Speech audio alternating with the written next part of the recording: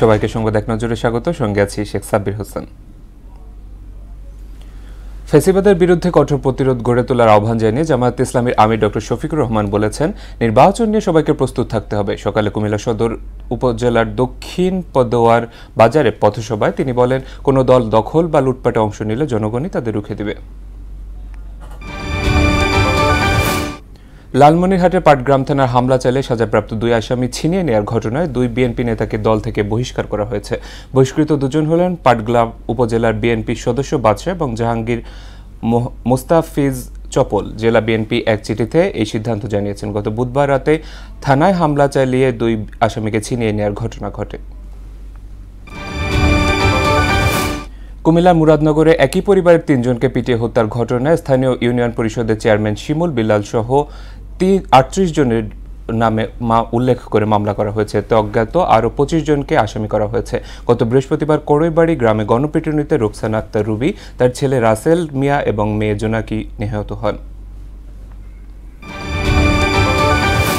গাজা জুড়ে ইসরায়েলি নৃশংসতায় নিহত হয়েছে আরও 138 জন, আহত 6 শতাধিক।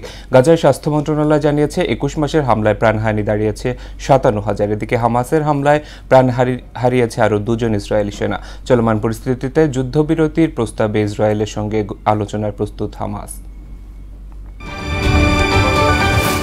যুক্তরাষ্ট্রের টেক্সাসে আকস্মিক বন্যায় প্রাণ গেছে কমপক্ষে 24 জনের, নিখোঁজ রয়েছে 25 জন শিশু। রাজ্যটির কর্মকর্তারা জানিয়েছেন 45 মিনিটের মধ্যে গুয়াদালুপ নদীর পানি 26 ফুট বেড়ে গিয়ে হড়কাবানে রূপ নেয়। এতে প্রাণহানি সহ বিপুল পরিমাণের সম্পদের ক্ষয়ক্ষতি হয়েছে। এ ঘটনায় শোক জানিয়েছেন মার্কিন প্রেসিডেন্ট ডোনাল্ড ট্রাম্প।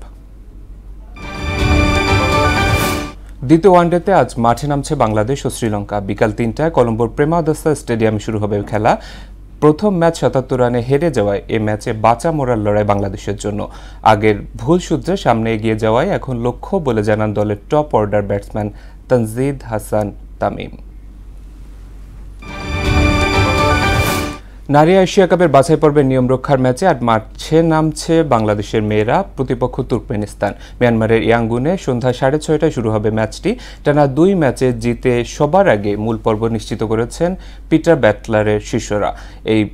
এই প্রথমবারের মতো এএফসি নারী এশিয়া কাপের মূল পর্বে খেলার টিকিট পেল বাংলার মেয়েরা। এই ছিল সংবাদ এক নজরে। সবশেষ খবর সবার আগে জানতে মোহনার সাথেই থাকুন। এতক্ষণ সঙ্গে থাকার জন্য ধন্যবাদ সবাইকে।